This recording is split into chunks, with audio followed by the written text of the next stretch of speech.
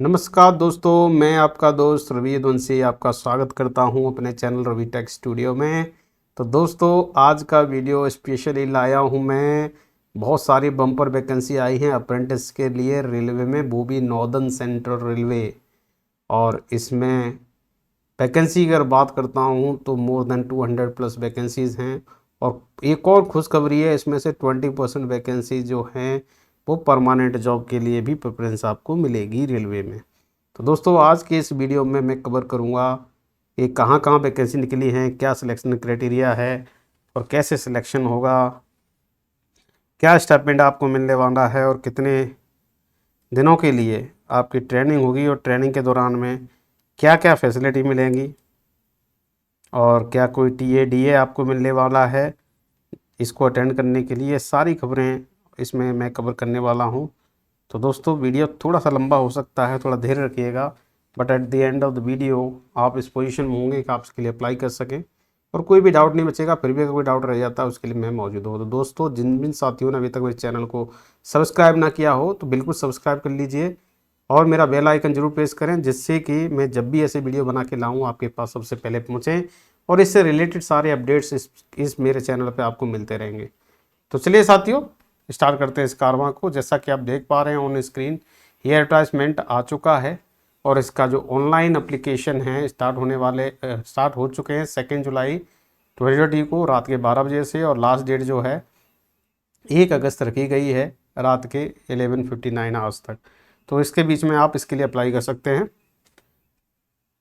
अगर बात करते हैं नोटिफिकेशन की, तो यह है RRC railway recruitment cell northern central railway 1/2022 dated 28 June को ये पब्लिश हुआ है। एम्प्लॉयमेंट न्यूज़ में भी मिल जाएगा, आप रेलवे की वेबसाइट से भी इसको डाउनलोड कर सकते हैं। अब देखिए, इसमें जो इंपॉर्टेंट चीज़ दी गई है उसका ध्यान रखिएगा। आपको सबसे पहले जब आप अप्लाई करने के लिए जा रहे हैं, आपको सारे इंस्ट्रक्शन पढ़ लेने हैं और पहले अपनी एलिजिबिलिटी डिसाइड करनी है कि आप एलिजिबल हो भी कि नहीं। उसका डिटेल इंस्ट्रक्शन यहाँ पे दिया गया है। इस वेबसाइट पे जाइए आप www.rrcpryj.org। इस वेबसाइट पे क्लिक करते ही आप वेबसाइट खुलेगी, वहाँ पे सारे इंस्ट्रक्शन दिए गए हैं, पढ़ लें उसको। फिर उसके बाद डिसाइड जब कर लिया है कि यू आर एलिजिबल, तो वो अपने इंटरेस्ट के हिसाब से ऑनलाइन एप्लीकेशन भरें। वो भी क्लोजिंग डेट जो दी गई है 1 अगस्त 2022 से पहले पहले भर दें, क्योंकि लास्ट मिनट के लिए अगर वेट करेंगे हो सकता है वेबसाइट हैंग हो जाए और कोई रीजन हो सके, उसके लिए रेलवे जिम्मेदार नहीं होगा। उससे पहले पहले आप भर लें। और इसको भरने के लिए आपको एक वैलिड ईमेल आईडी चाहिए और फ़ोन नंबर चाहिए। अगर आपके पास में वैलिड ईमेल आईडी नहीं है पर्सनल, तो एक जनरेट कर लें और उस ईमेल आईडी को कम से कम 1 साल तक आपको रखना है, क्योंकि सारे कम्युनिकेशन जो होंगे इससे रिलेटेड इस पोस्ट से ईमेल के जरिए आपको नोटिफाई होंगे। तो ईमेल आपका वैलिड, आपका पर्सनल ईमेल आईडी होना चाहिए। अब इसमें जो वैकेंसी है वो आया है, सेंट्रल नोटिफिकेशन जो आया है वो अप्रेंटिस एक्ट जो 1961 का एक्ट है उसके हिसाब से आया है, और स्पेशली नॉर्दर्न सेंट्रल रेलवे के लिए। और आपकी जो वैकेंसी है वो सारी इस जोन के अंदर में डिफरेंट यूनिट्स में आपको प्लेस किया जाएगा, और इसके लिए एप्लीकेशन ऑल इंडिया से मांगे गए हैं। कहीं के भी पर्सन इसके लिए अप्लाई कर सकते हैं, और एप्लीकेंट को ऑनलाइन अप्लाई करना है इसी वेबसाइट पे जाके www.rrcpryj.org पे, और सारे जो डॉक्यूमेंट्स रिलेवेंट हैं इसी पे ही आपको अपलोड करने हैं। In case of direct recruitment for open market post और कैटेगरी इन लेवल 1, जिसका पे बैंड है 18,000 से लेके 56,900 का। इसमें एक्चुअली 20% लोग जो जो जो ये यहाँ पे अप्रेंटिस कर लेंगे, उसमें से 20% जो वैकेंसी हैं इस डायरेक्ट रिक्रूटमेंट में वो बिल्कुल इन अप्रेंटिस के लिए रिजर्व रहेंगी। इनको प्रिविलेज इसमें मिलेगा, स्पेशली 20% वैकेंसी का डायरेक्ट रिक्रूटमेंट में। North central railway specially invite कर रहा है। टोटल जो वैकेंसी है 1664 स्लॉट्स हैं जिनमें आपको प्लेस किया जाएगा और आपको ट्रेंड किया जाएगा अक्रॉस डिफरेंट डिवीजन्स। और डिवीजन्स की बात करें तो डिवीजन्स में आपकी आगरा है, प्रयागराज है, झांसी है, झांसी वर्कशॉप है, इन डिवीजन्स में आपको प्लेस किया जाएगा। अब एलिजिबिलिटी कंडीशंस की बात कर लेते हैं तो एज लिमिट जो है इसके लिए मिनिमम 15 साल है, उससे ऊपर होने चाहिए आप, और जो मैक्सिमम है 24 साल का है। 24 साल तक के लोगों को इसमें वरीयता मिलेगी उनको ही प्लेस किया जाएगा on 1 August 2022। SC ST OBC के लिए एज रिलैक्सेशन दिया गया है, SC के लिए 5 साल का, वहीं OBC के लिए 3 साल का एज रिलैक्सेशन दिया गया है।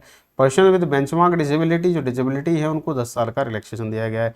एक्स सर्विसमैन हो तो अपर एज लिमिट है जो 10 साल के लिए रिलैक्स कर दी गई है एक्स सर्विसमैन के लिए, जब कम से कम वहाँ पे कंटिन्यूसली सर्विस दे के आ रहे हैं। तो एक्स सर्विसमैन जो इसमें सिलेक्टेड होंगे, ठीक है, under reservation provided them will be placed in appropriate category, general SC ST OBC category के हिसाब से उनको प्लेस किया जाएगा। Ex serviceman their children and children of armed personal, ex serviceman हो चाहे उनके बच्चे हों या बच्चे जो आर्म्ड पर्सनल जो अभी काम कर रहे हैं उनके को भी ये फैसिलिटी मिलेगी, ये मतलब इस कैटेगरी में रखा जाएगा, ठीक है। ये सारे चीज़ में आती हैं, children of ex serviceman, children of serviceman, children of serving officer, ex serviceman. So accordingly for different community, अगर हम डेट ऑफ बर्थ की बात करते हैं तो जनरल कैटेगरी के लिए जो डेट ऑफ बर्थ है वो 1 अगस्त 1998 से लेकर 1 अगस्त 2007 के बीच में जन्मा हो तो वो अप्लाई कर सकते हैं। सिमिलरली SC के लिए 93 से लेकर 2007 तक, ST के लिए 1 अगस्त 93 से लेकर 2007 तक, OBC के लिए 1 अगस्त 1995 से लेकर 1 अगस्त 2007 तक, और वहीं PWD जो जिसे कहते हैं person with benchmark disability general category के लिए 1988 से लेकर 2007 के बीच में 1 अगस्त का ही कैटेगरी चल रही है, और PWD SC ST के लिए 1 अगस्त 1983 से लेकर 2007 तक, और PWD OBC के लिए 1 अगस्त 1985 से लेकर 1 अगस्त 2007 तक। एक्स सर्विसमैन की बात करते हैं तो 24 साल की सर्विस डिफेंस फोर्स में की हो, 10 years plus 3 years as per दी पैरा 2.4 जो हम आगे देखेंगे, वो तब से लेकर 1 अगस्त 2007 तक।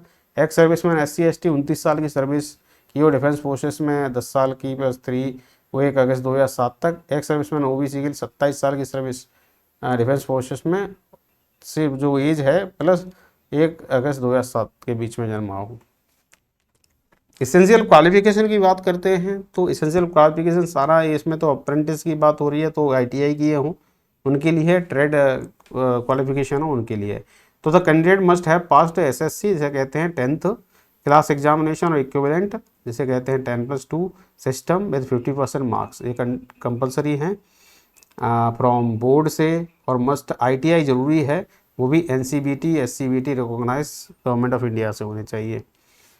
अब डिजिग्नेशन और ट्रेड की बात करते हैं तो डिजिग्नेशन और ट्रेड पे अगर ध्यान से आप देखेंगे तो पहला जो आइटम दिया गया है वो फिटर है। फिटर की जगह यूजुअली ज़्यादा होती हैं, प्लम्बर की भी जगह ज़्यादा होती हैं, तो फिटर जो है उसका ITI ट्रेड है fitter. Serial number 1। Serial number 2 welder की बात करेंगे तो वेल्डर G&E, और अमेचर वाइंडर है, आर्मेचर बाउंडर है, वाइंडर है, मशीनिस्ट है, कारपेंटर है, इलेक्ट्रीशियन है, पेंटर है, मैकेनिक्स DSL है, डीजल जिसे कहते हैं, information communication technology system maintenance, wireman की ज़रूरत है, प्लम्बर की ज़रूरत है, मैकेनिक्स कम ऑपरेटर इलेक्ट्रॉनिक्स कम्युनिकेशन सिस्टम है, हेल्दी सैनिटरी इंस्पेक्टर है, मल्टीमीडिया वेब पेज डिज़ाइनर है, MMTM है, क्रेन है, ड्राफ्टमैन है, स्टेनोग्राफर है, स्टेनोग्राफ इंग्लिश हिंदी दोनों चलता है। तो 19 डिफरेंट कैटेगरीज हैं जिनमें आपको ट्रेन किया जाएगा। द एप्लीकेशन जिसका 10th और ITI रिजल्ट्स जो अवेटेड है अभी वो एलिजिबल नहीं है, ध्यान रखिएगा 28 जून 2022 तक का एलिजिबल नहीं है। एप्लीकेंट जो फेल हो चुके हैं ITI में वो शुड नॉट अप्लाई, और जिनने ऑलरेडी कहीं अप्रेंटिस कर चुके हैं वो भी इसके लिए अप्लाई नहीं है। इंजीनियर ग्रेजुएट और diploma holders are not eligible to apply apprentice responsible to notification. Trade wise slots की बात करते हैं तो ये सारा डिटेल लास्ट में दिया गया, अपेंडिक्स में आपको दे दिया जाएगा कितने स्लॉट्स हैं, ठीक है, SC ST कैटेगरी के हिसाब से कैसे उनका रिजर्वेशन है। इसमें कुछ नोट दिए गए हैं। Number of training slots notification और प्रोविजनल कह दिया, प्रोविजनल है जो बढ़ भी सकते हैं घट भी सकते हैं डिपेंडिंग ऑन रिक्वायरमेंट। उसमें जो रिजर्वेशन 4% है जो उनके लिए है पर्सन विद डिसेबिलिटी के लिए, और 3% एक्स सर्विसमैन के लिए कोटा दिया गया है out of these all vacancies.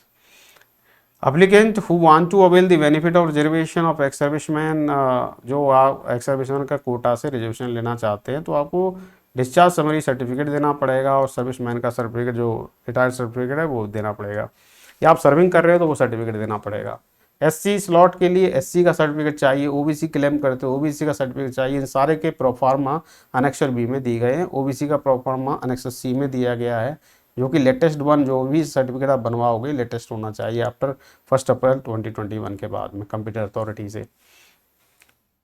इसमें दिया गया है advice to apply for latest OBC certificate non creamy layer current year 21 और 22 का होना चाहिए जब आप इसमें क्लेम लगा रहे हैं। तो रिजर्वेशन इकोनॉमी भी का सेक्शन है कि उनको भी सर्टिफिकेट देना पड़ेगा, ठीक है, और उनका डिटेल पूरा दिया गया है कौन इकोनॉमी के सेक्शन में आता है, और ये आपको बनवा के लाना है गवर्नमेंट अप्रूव्ड।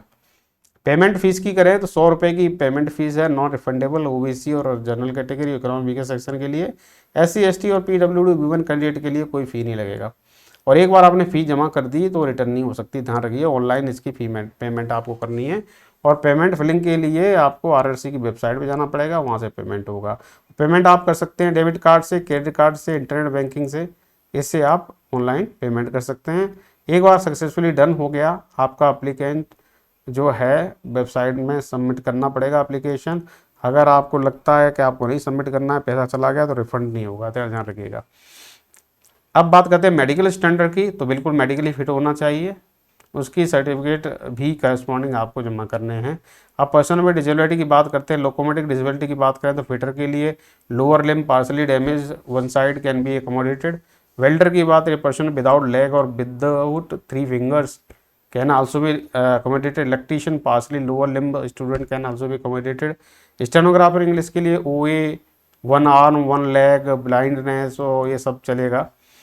विजुअली इम्पेयर्ड की बात करते हैं फिटर के लिए, low vision means person with impairment of vision of less than 6/18 6/60 with correction ले लिया जाएगा। Reduction of field less than 50 degree, hemianopia with muscular macular involvement, ये सारे चीज़ में दे दी जाएंगे, सारी डिटेल दी गई। हियरिंग का भी दिया गया है, डीफ डंप वगैरह जो है उनको भी सम्मिलित किया जा सकता है सम पोस्ट में। जो 4% 3% की जो हम बात कर रहे थे उसमें ये रिजर्वेशन इनको मिल जाएगा, तो इनके लिए भी अपॉर्चुनिटी है, कहने की बात ये है। अब जो सर्टिफिकेट देना पड़ेगा बस उनको ला के सर्टिफिकेट जमा करना है। मोड ऑफ सिलेक्शन की बात करते हैं तो सिलेक्शन जो है मेरिट बेस पे होगा, जो भी आप डिटेल दे रहे हैं उसके हिसाब से आपको स्क्रूटनी किया जाएगा, और उसके बेस पे ही मेरिट लिस्ट बनेगी। फिर डॉक्यूमेंट वेरिफिकेशन चलेगा, स्किल टेस्ट कराया जाएगा, उसके हिसाब से फर्दर शॉर्ट लिस्टिंग की जाएगी। तो चलिए शॉर्ट लिस्टिंग हो गया, उसके बाद में रिटन टेस्ट होना नहीं है, सीधा आपका डॉक्यूमेंट वेरिफिकेशन होगा और उसका फाइनल मेरिट लिस्ट बनेगी और आपको प्लेस्ड कर दिया जाएगा। कैलकुलेशन मार्क हैं जो हैं for the purpose of SSC matriculation, total marks जो भी आपने वहाँ पे लिए हैं, साथ साथ आपके ITI में जो मार्क हैं वो सारे जोड़ दिए जाएंगे उसमें, और एक मेरिट लिस्ट तैयार हो जाएगी। ये हो गया फाइनल सिलेक्शन। आपको डॉक्यूमेंट वेरिफिकेशन देना पड़ेगा, मेडिकल फिटनेस H कैटेगरी में अगर आपको हो जाता है, फिट हो उसमें, तो आपको प्लेस कर दिया जाएगा। कॉल लेटर बिल्कुल आपको दिए जाएंगे, और पहले एक बैच को बुलाया जाएगा, उसमें जितने अनफिट हो गए उनको निकाल दिया जाएगा, फिर नए बैच को बुला लिया जाएगा। अब बात होती है टेंटेटिव शेड्यूल, ये आपका अपडेट होगा, अभी बताया नहीं गया कब कराना है ये एग्ज़ाम वगैरह। एग्ज़ाम तो नहीं होगा, कब शॉर्ट लिस्टिंग होगी ये सारी डिटेल इस पर आ जाएगी वेबसाइट पे, आप टाइम टू टाइम विजिट करते रहें, सारी डिटेल इस पर आती रहेगी। ट्रेनिंग पीरियड है जो 1 साल का है इसमें, अगर आप इसमें एंगेजमेंट होते हैं 1 साल का ट्रेनिंग पीरियड है। स्टाइपेंड की है एज पर दी अप्रेंटिस रूल, आपको स्टाइपेंड भी इसमें गवर्नमेंट की तरफ से मिलेगा। मोड ऑफ एप्लीकेशन क्या है, ऑनलाइन आपको अप्लाई करना है, वो भी वेबसाइट पर जाना पड़ेगा। आपको सारे सर्टिफिकेट आपके पास में होने चाहिए, सॉफ्ट कॉपी में एक PDF डॉक्यूमेंट बना लें पूरे का, जो कि आपको अपलोड करना है यहाँ पर। हाई स्कूल की मार्कशीट, ITI की मार्कशीट, ये सारी चीज़ें होनी चाहिए। आपका फ़ोटो, सिग्नेचर, ये भी सॉफ्ट कॉपी में आपके पास में होना चाहिए। आधार कार्ड होना चाहिए, ठीक है, जब आप रजिस्टर करा रहे हैं 12 डिजिट का Aadhaar number. And applicant not having Aadhaar, और वो एनरोल कर लिया है तो आधार की जो ID होती है 28 डिजिट की, वो एनरोलमेंट ID भी आप जमा कर उसमें भर सकते हैं। Application enjoy their name, father's name, date of birth वो करेक्टली मैच कर रही है, जैसी डॉक्यूमेंट दी गई है वही बननी है उसको। Applicant are advise to indicate their active mobile number, आपको उसमें एक मोबाइल नंबर भी मेंशन करना पड़ेगा, ईमेल ID जो कि आपकी खुद की हो, जिसको कम से कम 1 साल तक एक्टिव रहनी चाहिए। Choice of any division workshop is permitted, आप कोई भी चॉइस सेलेक्ट कर सकते हैं। Option 1 exercise is final and binding. एक बार आपने सेलेक्ट कर लिया वो फिर चेंज नहीं हो सकता है, एक ही बार में आप सेलेक्ट करना है आउट ऑफ वट एवर जो मेंशन की जाएंगी, अपेंडिक्स में आपको दिखाऊंगा मैं। Applicant possessing ITI qualification in more than one trade can apply different post. आपके पास एक के ज़्यादा क्वालिफिकेशन है तो अलग अलग पोस्ट के लिए अलग अलग फॉर्म भर सकते हैं। Applicant trying to submit more than one application for the same trade with different particular name, father's name, community, अगर ऐसा पाया जाता है तो रिजेक्ट कर दिया जाएगा। मतलब सेम ट्रेड के लिए एक ट्रेड के लिए एक ही एप्लीकेशन आपको डालना है। इसका मतलब नहीं सेम ट्रेड के लिए तीनों और चारों डिवीजन में आप डाल दोगे तो फिर पकड़े जाओगे और रिजेक्टेड हो जाएगा मामला। Applicants have been downloaded print out of their online application. आपने भर लिया तो उसका प्रिंट आउट भी निकाल कर रख लेना, जो डॉक्यूमेंट वेरिफिकेशन के टाइम पे जरूरत पड़ेगी। आपको डॉक्यूमेंट वेरिफिकेशन के लिए सारे सर्टिफिकेट के साथ जाना पड़ेगा। मेडिकल स्टैंडर्ड जो दिया गया नेक्शन में वो भी भर के ले जाना पड़ेगा। ये सारी चीज़ ले जाके डॉक्यूमेंट वेरिफिकेशन पहुंचना है। इकोनॉमी वीकर सेक्शन का सर्टिफिकेट लेके जाना पड़ेगा, हर कोटा आप उससे कोटा से जा रहे हैं। डॉक्यूमेंट सारे आपको अपलोड कर देने हैं, लेजिटिमेट सेल्फ अटेस्टेड करके उसकी फ़ोटो लेके स्कैन करके जमा करना है। अब सर्टिफिकेट जो PDF में आपको जमा करना है उसकी टोटल साइज़ है 50 KB से लेके 200 KB तक एक्सेप्टेबल है, इसी रेंज में होनी चाहिए। उसमें हाई स्कूल का सर्टिफिकेट लगेगा, डेट ऑफ बर्थ सर्टिफिकेट लगेगा, वो 10th का सर्टिफिकेट हो गया, और ITI की मार्कशीट लगेंगी सारी, नेशनल ट्रेड सर्टिफिकेट, NCVT या provisional national trade certificate, NCVT और SCVT से ये आपका लगेगा। कास्ट सर्टिफिकेट लगेगा, ठीक है। डिसेबिलिटी सर्टिफिकेट, आप डिसेबिलिटी में जाना चाहते हैं। इकोनॉमी वीकर सेक्शन है तो वो भी एक्स सर्विसमैन वाले हैं तो वो भी सारा लगाना है आपको। डिस्चार्ज समरी सर्टिफिकेट या सर्विंग सर्टिफिकेट, ये सारे आपको सॉफ्ट कॉपी होने चाहिए। आपका फ़ोटो और सिग्नेचर ये भी पूरा 70 KB टू 20 KB से लेके 70 KB के बीच में होना चाहिए। इसका भी साइज़ दे दिया गया है, इसी साइज़ में आपको फ़ोटो और सिग्नेचर आपका अपलोड करना है, ठीक है। Scan copy of their signature जो है 100 DPI 20 KB से 30 KB का, ये आपका सिग्नेचर का हो गया। फोटो का 20 KB से 70 KB तक का चल जाएगा। Railway administration does not undertake any responsibility of sending reply to the candidate not selected. आप अगर सेलेक्ट नहीं हुए तो उसका कोई रिप्लाई आपके पास में नहीं आएगा। जो भी सिलेक्शन लिस्ट होगी वो आपकी वेबसाइट पे नोटिफाई कर दी जाएगी, वहीं से आप देख सकते हैं, और बाकी ईमेल के जरिए इन्फॉर्मेशन आपको मिल जाएगी call letter. Certificates in language other than English और हिंदी, यही 2 लैंग्वेज में आपको अप्लाई करना है, और इसके अलावा कोई और भरते हैं तो अप्लीकेबल नहीं है। Production of originals document along with 2 self attested photography photocopy of on the day of verification. आप डॉक्यूमेंट वेरिफिकेशन आते हैं तो सेल्फ सारे ओरिजिनल सर्टिफिकेट भी होने चाहिए, साथ साथ में उसकी 2 फोटोकॉपी भी होनी चाहिए सेल्फ अटेस्टेड, जो कि आपको लेके आनी है। इनकम एंड एसेट सर्टिफिकेट भी लेके आना है अगर इकोनॉमी वीकर सेक्शन में अप्लाई कर रहे हैं। इनवैलिड एप्लीकेशन तो रिजेक्शन, एप्लीकेशन जो फुल्ली तरह से भरे नहीं गए हैं, इनकम्प्लीट हैं, उनको कैंसिल कर दिया जाएगा। और उसमें स्कैंड सिग्नेचर, स्कैंड फोटोग्राफ वगैरह नहीं लगे हैं तो भी कैंसिल कर दिया जाएगा। Applicant with scanned photo wearing goggles और कैप और विग और कलर्ड ग्लासेस, ये सारे जो हैं वो निगलेक्ट कर उसको रिजेक्ट कर दिए जाएंगे। Note processing prescribe matriculation ITI certificate, ये सारी चीज़ है, ये भी रिजेक्टेड हो जाएंगे application.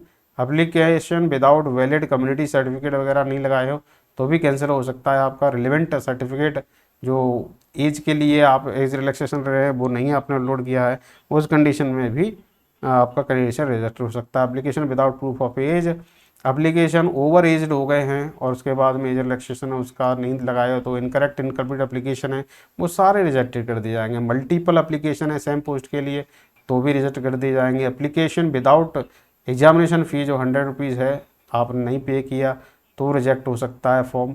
Any other form of irregularity इसमें पाई जाती है तो रिजेक्ट कर दिया जाएगा। एप्लीकेंट विदाउट रिलेवेंट लेजिबल अनेक्शर जो दिए गए हैं वो नहीं है उसमें तो कर दिया जाएगा। अब देखिए जब आप सिलेक्ट हो जाते हैं तो उसमें एक एग्रीमेंट भरना पड़ेगा एज पर दी अप्रेंटिस एक्ट, तो कुछ बॉन्ड रहेगा 1 साल के बीच में, अगर तोड़ते हैं तो आपको कुछ उसके पैसे जो भरने पड़ेंगे। तो ये सारी डिटेल हैं, ये कॉमन डिटेल हैं। तो चलिए इसके अलावा हम चलते हैं मेन डिटेल पे। Test and grant of certificate, every trade apprentice जो आप इसमें पास होकर निकलेगा उसको सर्टिफिकेट दिया जाएगा, ही इज़ स्किल्ड, और 1 ईयर का एक्सपीरियंस जो है उसको प्रिविलेज मिलेगी सेंट्रल गवर्नमेंट जॉब में। इसमें जब आप सिलेक्ट हो जाते हैं आपको कोई हॉस्टल अकोमोडेशन नहीं मिलेगा, आपको अपना अरेंजमेंट खुद करना है और आपको ट्रेनिंग सेशन ज्वाइन करना है 1 साल के लिए। इंपोर्टेंट इंस्ट्रक्शन दिए गए हैं। डिसीजन जो है इसको लेकर सारा रेलवे डिसाइड करती है, रिजर्व है उनके पास में। एग्ज़ाम को बढ़ा भी सकते हैं, मतलब वैकेंसी को बढ़ा घटा सब सकते हैं, लेकिन उनके ऊपर है। No extra correspondence engagement will be entertainment, इसके प्रति कोई भी जिम्मेदार मतलब आंसर आपको नहीं देने के लिए बाध्य नहीं है रेलवे कि रेलवे वैकेंसी क्यों बढ़ी और क्यों घटी, ये उनका इंटरनल मैटर होगा। ये इस पॉइंट में क्लियरली इनने मेंशन कर दिया है, तो इस चीज़ का ध्यान रखिएगा आप उनको फोर्स नहीं कर सकते।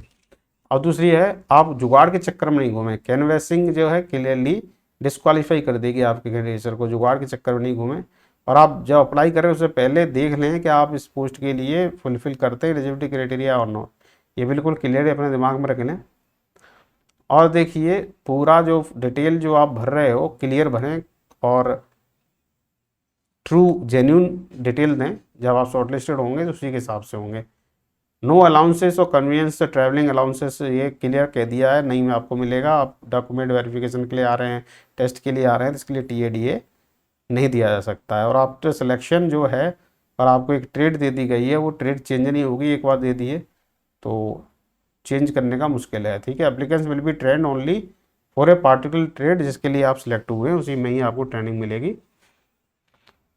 Those who will be fully absent without a liable to refund the whole cost of their training, मतलब जो यहाँ पे ज्वाइन किए उसके बाद भाग लिए वह रिटर्न नहीं आए, तो जो भी बॉन्ड में जो है ना फुल ट्रेनिंग में जो कॉस्ट बियर हुए आपके ऊपर, वो सारी की सारी आपको पे करनी पड़ेगी। अब देखिए बोल्ड लेटर में लिख दिया है, आपको वेबसाइट रेगुलरली विजिट करनी है, सारे अपडेट वहीं पे आते रहेंगे।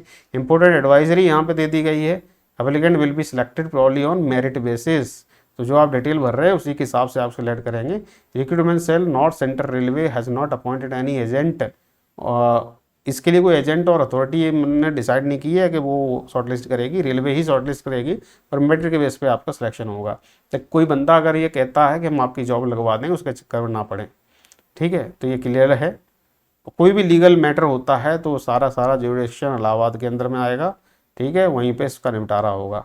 तो जो भी इंटरेस्टेड हैं इस पोस्ट में वो बिल्कुल इस वेबसाइट पे जाके आप अप्लाई कर सकते हैं। अगर आपको कोई इन्फॉर्मेशन शेयर करनी है तो आप बिल्कुल शेयर कर सकते हैं यहाँ पर, या कोई पर्सन क्लेम कर रहा है आपकी जॉब लगवा देगा इसमें सेंट्रल रेलवे में, ये कि नहीं होगा। अब चलते हैं एनेक्सर की बात करते हैं। तो ये देखिए सारी वैकेंसी दी गई हैं।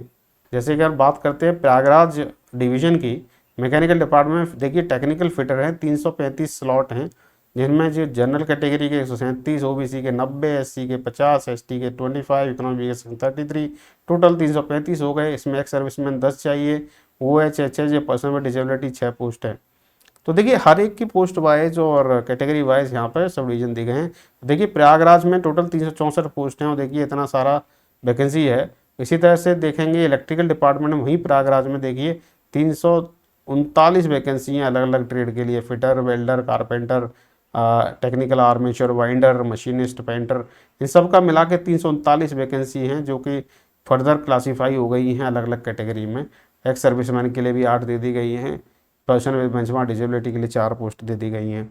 वहीं झांसी की बात करते हैं, झांसी में 480 पोस्टें देखिए आप, फिटर वेल्डर वगैरह की मिला के।